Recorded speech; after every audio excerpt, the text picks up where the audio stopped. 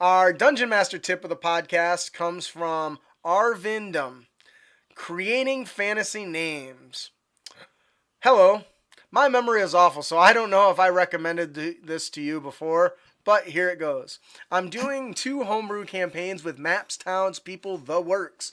But it's almost tiresome to create so many exotic names and places. So I just let Google Translate do the work for me. For example, in one of my campaigns, I had a player visit the very southern-like town, accents and everything, but I couldn't come up with a cool name. Then I went to Google Translate, found a very unfamiliar language, typed in the word south, and the word that I got back was Syden. Therefore, I knew what qualities the town had, and my player was none the wiser. This could go for anything to NPCs, monsters, etc. Plus, I drew lines for different regions in the map for different Nice. languages. Therefore, it's more coherent and it feels like a world has variety. There you go. This is cool. It's Uh, clever. I actually tinkered with this after I put this in here, and the fact that he went through and highlighted his regions and said, okay, this kingdom is Latin, this kingdom is French, this kingdom is Norse, or whatever. I don't know what language, if that's even a language, but.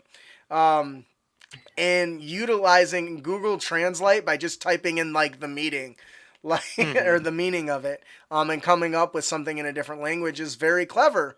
I think that would work really, really well unless your friends speak any of those languages, then you might have a little bit of trouble. Yeah. But I thought this was a great way to come up because this can be hard. It can be hard Yeah. coming up with consistent names that fit the theme. That's why there's so many names in the player's handbook and in Xanathars because Hmm. coming up with stuff that's consistent and fits a theme, it can be challenging for some DMs. So I thought Yeah. that this was a great DM tip. Hmm. What do you guys think? Clever. I mean, it's something easy to do too, right? You just use Google Translate. Everyone, well, most people who have online access Yep. should have access to Google Translate, and you can just literally scroll wheel to whichever one you decide to use, Yep. click on it, and then type in whatever you need. Yep. It's a very powerful tool. Hmm. Very simple and straightforward. That'll do it for our Dungeon Master tip. Creating fantasy names with Google Translate.